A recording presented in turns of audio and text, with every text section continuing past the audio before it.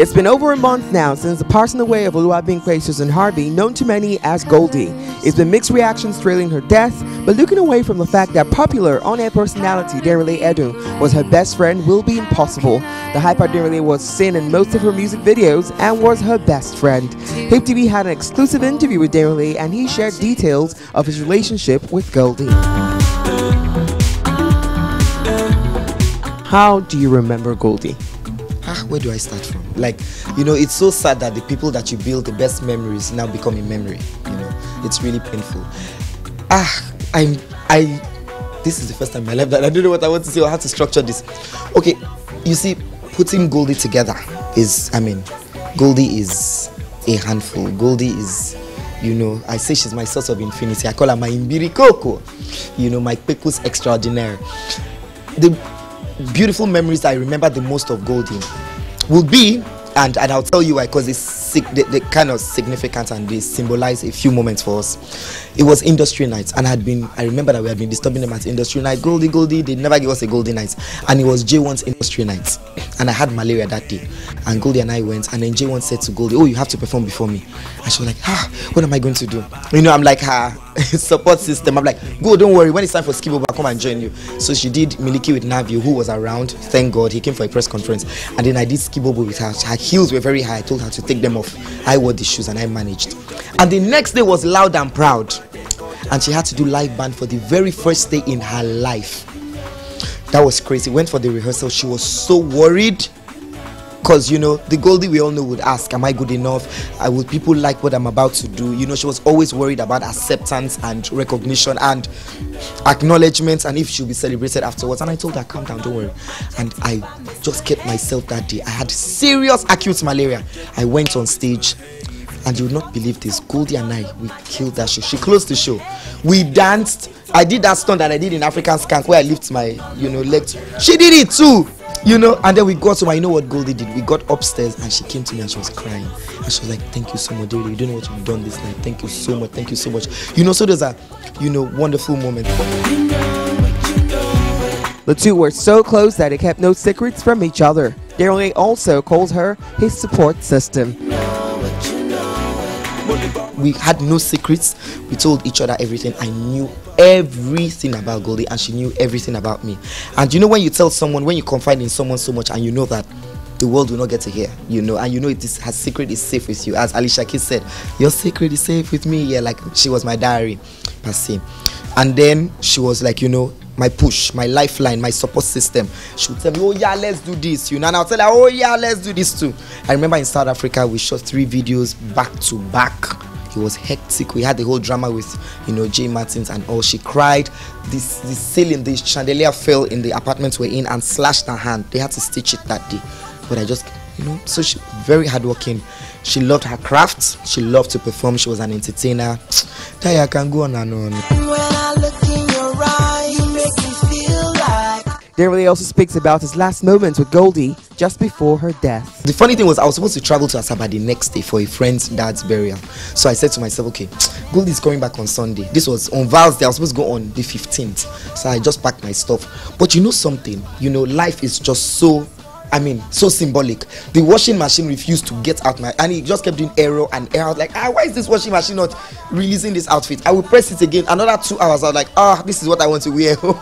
You can imagine my dilemma. I was like, I must wear this outfit.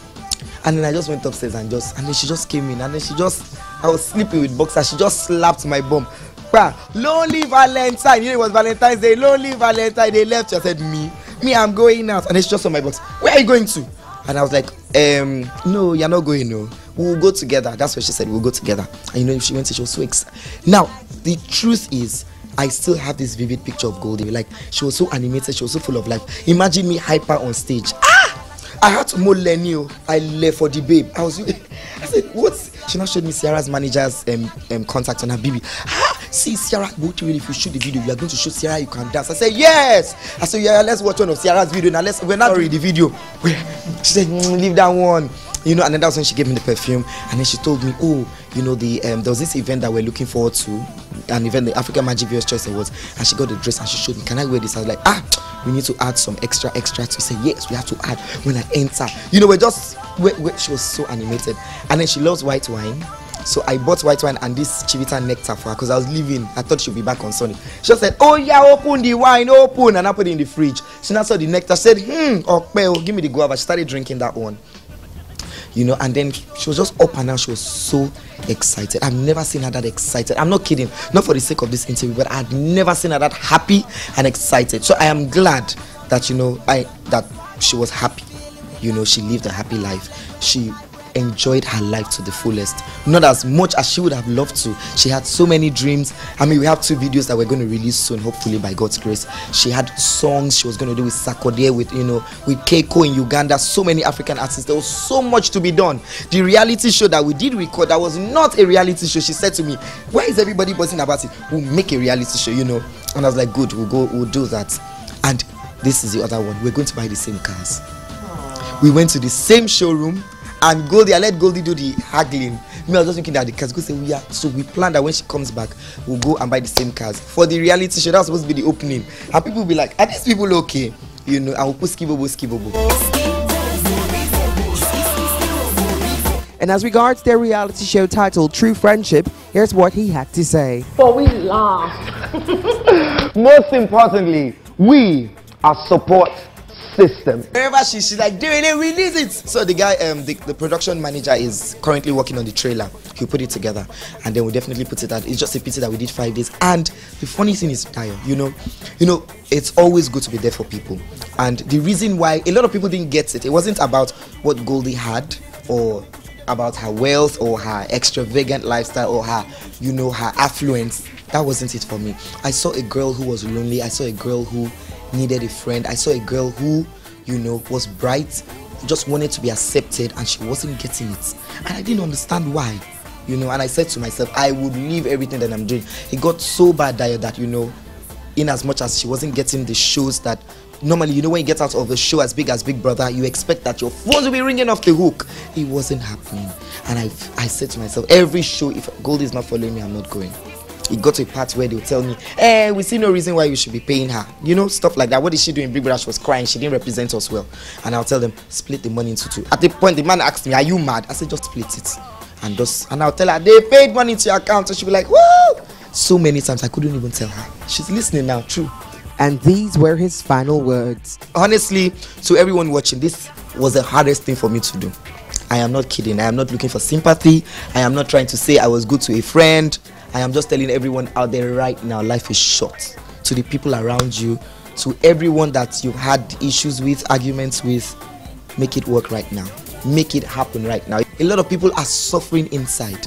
You know, I'm just saying, like, not just Goldie, but a lot of people out there. But I mean, I am happy. I am not happy that my friend is dead, but I am happy somewhat that I was there for my friend. And I think everyone watching out there will understand.